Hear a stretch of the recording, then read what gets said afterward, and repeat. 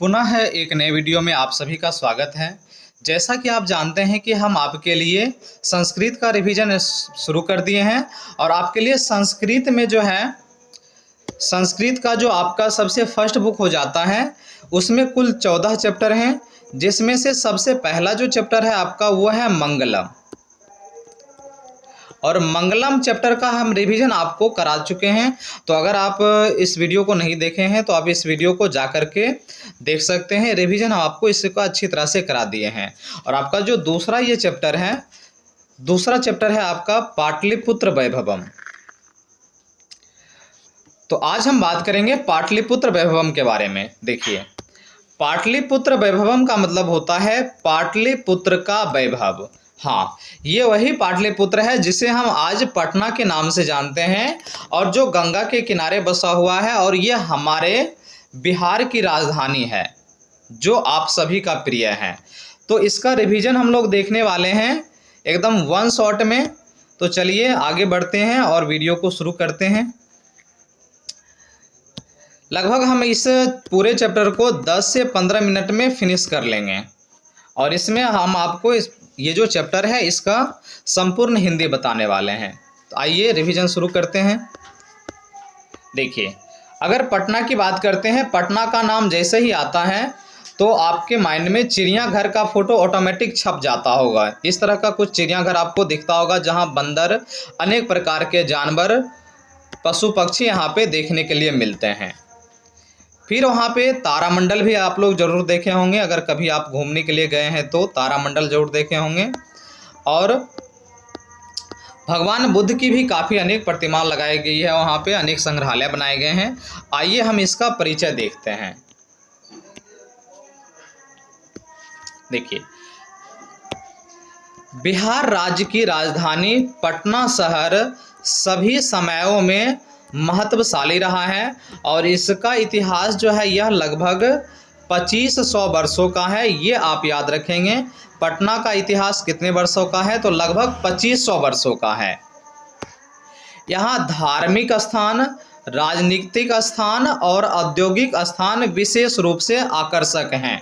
तो ये भी ऑब्जेक्टिव आपसे पूछा जाता है कि यहाँ पे कौन कौन से स्थान जो है वो आकर्षक हैं। तो आप याद रखें, धार्मिक स्थान, राजनीतिक स्थान और औद्योगिक स्थान। आगे बढ़ते हैं। उसके बाद देखिए, यहाँ पे जो है विदेशी यात्री में मुख्य रूप से यहाँ पे देखिए ये 4 विदेशी यात्री आए हैं। इनमें से हैं मेगास्थनीज, फाहियान, वेनसांग और इतिसांग। इन चारों आप विदेशी यात्री का नाम याद रखेंगे, मेगास्थनीज, फाहियान, वेनसांग और इतिसांग। इसके अलावे भी अनेक यात्री आए हैं, लेकिन मुख्य रूप से ये चारों ज़्यादा चर्चित रहे हैं और इन्होंने अपने अपने ग्रंथों में पटना के विषय में वर्णन किया है।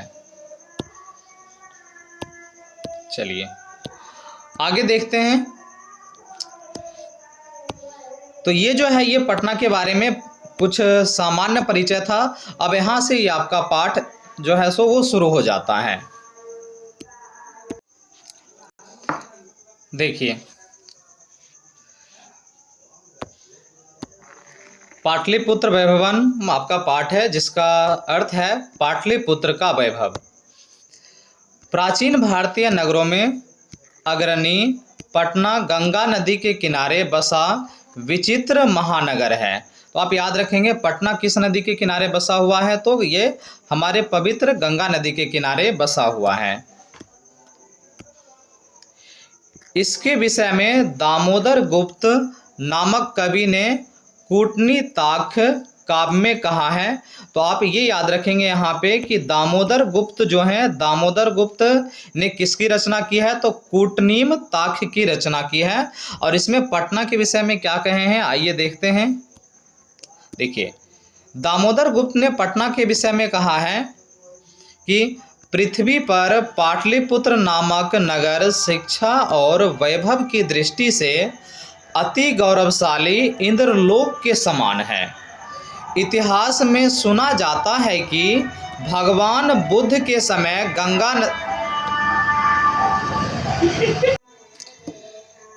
देखिए बच्चों, दामोदर गुप्त जो है वो एक काव्य की रचना करते हैं जिसका नाम है कूटनीम ताक्ष, और वो अपने काव्य में पटना के विषय में बताते हैं कि पटना जो है वह पृथ्वी पर पाटलिपुत्र नामक नगर जो है वह शिक्षा और वैभव की दृष्टि से अति गौरवशाली इंद्रलोक के समान है, अर्थात यह काफ़ी ज़्यादा सुंदर है। और इतिहास में सुना जाता है, इतिहास में भी ऐसा बताया गया है। क्या बताया गया है इतिहास में? इतिहास में ऐसा सुना जाता है कि भगवान बुद्ध के समय गंगा नदी के तट पर पाटली नामक ग्राम था। याद रखें, भगवान बुद्ध के समय में, उस समय पटना को, जिसे हम अभी पटना कहते हैं, उसे पाटली कहा जाता था। पाटली नामक ग्राम था, अर्थात पाटली ग्राम था। आप याद रखेंगे, भगवान बुद्ध के समय में पटना को क्या कहा जाता था? तो आप बोलेंगे मेरे साथ, पाटली ग्राम कहा जाता था। और भगवान बुद्ध कई बार यहाँ पे आए भी थे। भगवान बुद्ध जो है अनेक बार पटना आए थे, ऐसा कहा गया है। और उनके द्वारा कहा गया था कि यह गांव महानगर होगा। ये आप याद रखेंगे। यहाँ से सब्जेक्टिव प्रश्न बनता है कि भगवान बुद्ध ने पटना के बारे में क्या कहा था। तो आप सुनिए अच्छी तरह से, ध्यान में रखेंगे। उन्होंने कहा था कि यह गांव महानगर होगा, लेकिन क्या, लड़ाई झगड़ा, आग लगी और बाढ़ के भय से ये हमेशा घिरा हुआ रहेगा। इस बात को आप याद रखेंगे। उन्होंने कहा था कि लड़ाई, ये जो है ये भले एक महानगर बन जाएगा, लेकिन लड़ाई झगड़ा, आग लगी और बाढ़ से ये हमेशा प्रीत रहने वाला है। देखिए, यही भगवान महात्मा बुद्ध हैं, इन्हें आप देख सकते हैं। चलिए, भगवान बुद्ध से भी आप मिल लिए। अब आगे बढ़ते हैं। आगे देखिए, और भी कुछ बातें वो कहे हैं। बाद में यही पाटली ग्राम पाटलिपुत्र नगर के रूप में प्रसिद्ध हुआ, और जिससे पहले भगवान बुद्ध के समय में पाटली ग्राम कहा जाता था, वही बाद में जो है सो पाटलिपुत्र नगर के रूप में प्रसिद्ध हो गया। आगे देखिए, चंद्रगुप्त मौर्य के समय इस नगर की शोभा तथा रक्षा व्यवस्था अति उत्तम थी। प्रश्न पूछा जाता है कि किसके समय में पटना की शोभा तथा रक्षा व्यवस्था अति उत्तम थी? तो चंद्रगुप्त मौर्य के समय में, जिसका वर्णन यूनानी राजदूत मेगास्थनीज ने किया है। और इसका वर्णन कौन करते हैं? यूनान के जो राजदूत थे मेगास्थनीज। इसे आप याद रखें, मेगास्थनीज ने इनके बारे में कहा है कि चंद्रगुप्त मौर्य के समय में पटना की शोभा और रक्षा व्यवस्था अति उत्तम थी। आगे बढ़ते हैं।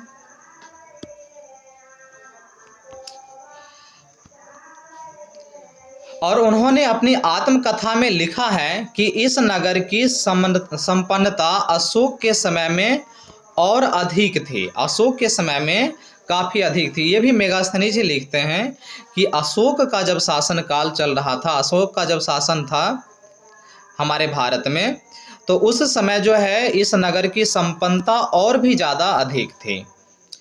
बहुत समय तक पाटलिपुत्र की प्राचीन शिक्षा परंपरा चलती रही थी। काफ़ी लंबे समय तक जो है यहाँ पे शिक्षा परंपरा पुराने के तरह ही चलता रहा था। अब आगे देखिए, फिर एक और नए कवि आ जाते हैं, और जिनका नाम है राजशेखर।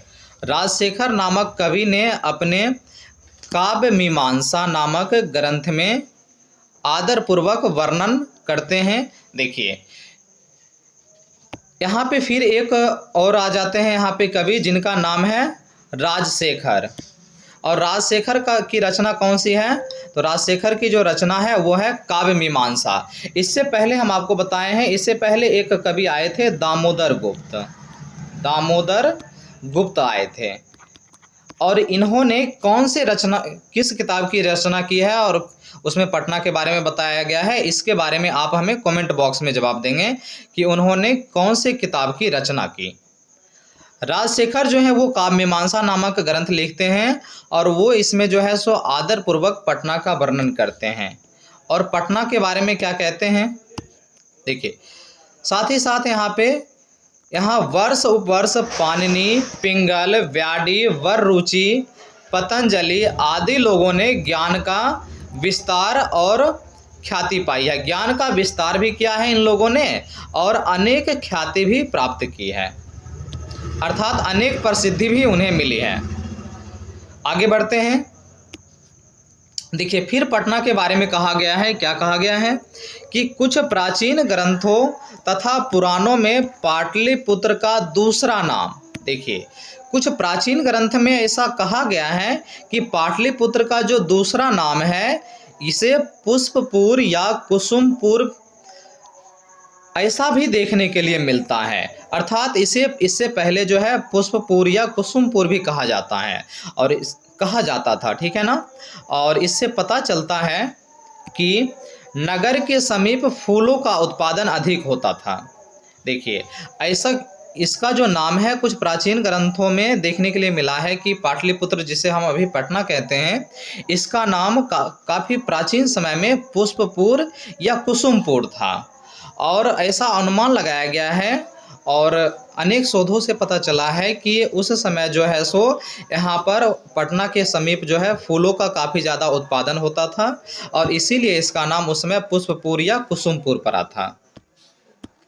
चलिए आगे देखिए, पाटलिपुत्र शब्द भी गुलाब फूलों के नाम का आश्रय लेकर रखा गया है, ऐसा पुतलिका नामक रचना में वर्णित है। तो इसे भी आप याद रखेंगे। इसके बारे में किस में चर्चा है? पुतलिका नामक रचना में चर्चा है कि पाटलिपुत्र यह शब्द भी जो है सो किससे रखा गया है, गुलाब फूलों के का नाम जो है सो इसके नाम का आश्रय लेकर के इसका नाम रखा गया है। आगे देखिए, गुप्त वंश के शासनकाल में इस नगर में शरद ऋतु में कौमुदी महोत्सव होता था। गुप्त वंश के शासनकाल में यहाँ पे क्या मनाया जाता था? कौमुदी महोत्सव मनाया जाता था और यह कौमुदी महोत्सव जो है बिल्कुल उसी प्रकार होता था जिस प्रकार जो है सो अभी हम लोग दुर्गा पूजा मनाते हैं। तो देखिए यहाँ पे लिखा भी गया है, इस समय के अवसर पर वैसा ही दृश्य देखने के लिए मिलता है, अर्थात दुर्गा पूजा में जिस प्रकार हम लोग धूमधाम से मनाते हैं उसी प्रकार का कुछ उस समय जो है सो कौमुदी महोत्सव हुआ करता था। चलिए, आप माता का दर्शन भी कर सकते हैं, दुर्गा माता का आशीर्वाद ले लीजिए, फिर हम आगे बढ़ते हैं। चलिए देखिए समय, और उसके बाद देखिए समय परिवर्तन होता है। आगे पटना के इतिहास के बारे में और क्या बताया गया है। अभी आप लोग पटना का इतिहास पढ़ रहे हैं जो हमारे बिहार की राजधानी है और गंगा नदी के किनारे बसा हुआ है। आगे देखिए, समय परिवर्तन होते रहता है और समय परिवर्तन के कारण मध्यकाल में पाटलिपुत्र 1000 वर्षों तक पिछड़ा रहा। बाद में मध्यकाल में आप याद रखेंगे पाटलिपुत्र कब पिछड़ा रहा था, तो आप याद रखेंगे मध्यकाल में पाटलिपुत्र काफ़ी ज़्यादा पिछड़ गया था। और इसकी जो जानकारी मिलती है वह अनेक साहित्य ग्रंथों एवं मुद्रा राक्षस नामक नाटक में मिलता है। मुद्रा राक्षस नामक नाटक में ऐसा बताया गया है कि मध्यकाल में जो है मध्यकाल में पाटलिपुत्र काफ़ी ज़्यादा पिछड़ा हुआ था। आगे देखिए,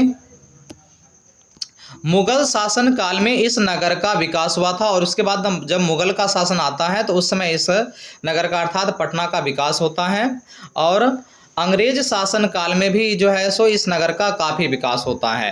तो मुगल शासन काल में भी हुआ था और अंग्रेजों के शासन काल में भी हुआ था।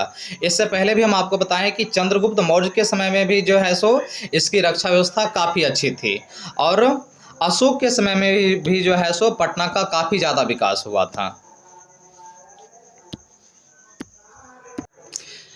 आगे देखिए, ऐसा कहा जाता है कि मध्यकाल में ही पटना नाम से जो है सो मध्यकाल में ही क्या हुआ था, अभी जिसे हम पटना कहते हैं पटना इसे मध्यकाल में ही कहा जाने लगा था, अर्थात यह नगर मध्यकाल में ही पटना नाम से प्रसिद्ध हो गया था।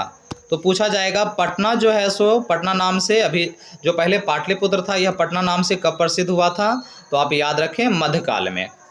यह शब्द पत्तन से बना है और यह जो शब्द बना है ये जो पटना जिसे आप कह रहे हैं यह कौन से शब्द से बना है, इस शब्द को याद रखेंगे पत्तन।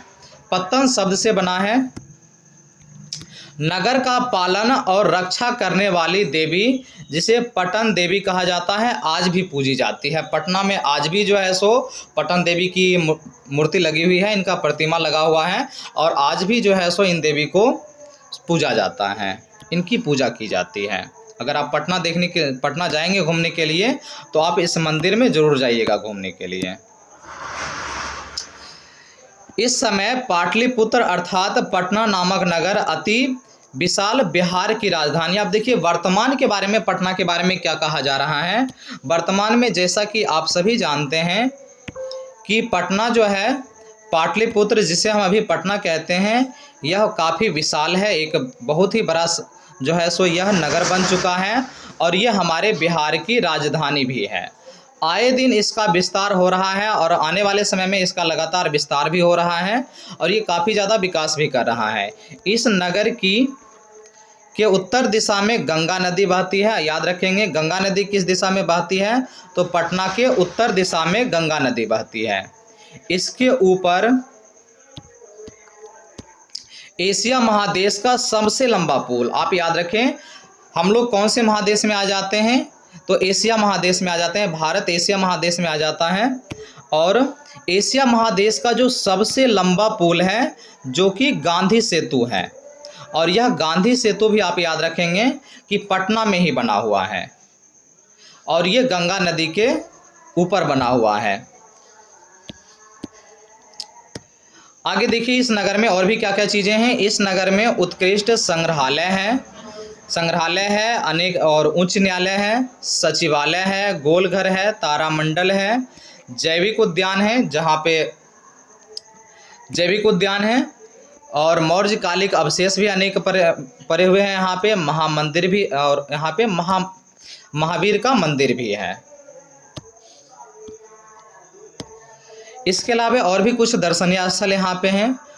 प्राचीन पटना नगर में सिख संप्रदाय के पूजनीय स्थल गुरुद्वारा, यहाँ पे देखिए पटना में जो है गुरुद्वारा भी है, और यहाँ पे जो गुरुद्वारा बनाया गया है ये सिख के जो 10वें गुरु थे, गुरु गोविंद सिंह, इनका ये जो है जन्म स्थान है। गुरु गोविंद सिंह का जो जन्म स्थान है पटना ही है, यहीं पे इनका जन्म हुआ था और इनके ही याद में जो है सो यहाँ पे गुरुद्वारा भी बनाया गया है, जहाँ पे प्रत्येक दिन जो है सो जो गरीब और असहाय लोग होते हैं उन लोगों को भोजन भी कराया जाता है। देखिए सिख धर्म के जो लोग होते हैं, सिख संप्रदाय के जो लोग होते हैं, उनका हुलिया कुछ इस प्रकार का होता है, और यहाँ पे साक्षात आपके सामने सिख के 10वें गुरु गुरु गोविंद सिंह यहाँ पे नज़र आ रहे हैं। और यहाँ पे आप गुरुद्वारा भी देख सकते हैं, जहाँ पे जो गरीब और असहाय लोग होते हैं इन लोगों को फ्री में भोजन कराया जाता है। अगर आप भी कभी घूमने के लिए जाएं तो आपको भी भोजन वहाँ पे कराया जाएगा बिल्कुल, और किसी प्रकार का कोई शुल्क यहाँ पे नहीं लिया जाता है। आगे देखिए, यहाँ देश के विभिन्न क्षेत्र के तीर्थयात्री दर्शन के लिए आते भी हैं, और इस प्रकार अगर हम देखते हैं तो पाटलिपुत्र प्राचीन काल से अभी तक विभिन्न क्षेत्रों में वैभव धारण किया हुआ है, और संग्रहालय के समान दर्शनीय यहाँ पे स्थल भी हैं। पर्यटन, अगर हम पर्यटन की बात करते हैं तो पर्यटन की दृष्टि से भी जो है यह नगर काफ़ी ज़्यादा महत्वपूर्ण हो जाता है। तो अभी आप लोग जो है सो देख रहे थे पटना के विषय में, जो हमारे बिहार की राजधानी है, और अब हम आपसे कुछ प्रश्न पूछते हैं जिसका जवाब आप लोग कमेंट बॉक्स में देंगे। आप लोग बताएंगे, सबसे पहला प्रश्न है आपसे कि पटना जो है यह किस नदी के किनारे बसा हुआ है। पटना किस नदी के किनारे बसा हुआ है। इसके बाद आप बताएंगे पटना यह शब्द जो है, यह शब्द किस शब्द से उत्पन्न हुआ है। तीसरा प्रश्न है आपसे कि पटना में किस देवी की पूजा की जाती है। इन तीनों प्रश्नों का उत्तर आप लोग कमेंट बॉक्स में देंगे। और इसी तरह से जो है सो यहाँ पे आपका दूसरा चैप्टर समाप्त हो गया, और आपका नेक्स्ट तीसरा जो चैप्टर हो जाएगा वो अलस कथा हो जाएगा। इस पे भी बहुत ही जल्द आपको वीडियो मिल जाएगा। तब तक आप इस वीडियो को देखिए और अच्छी तरह से इसे स्मरण कर लीजिए।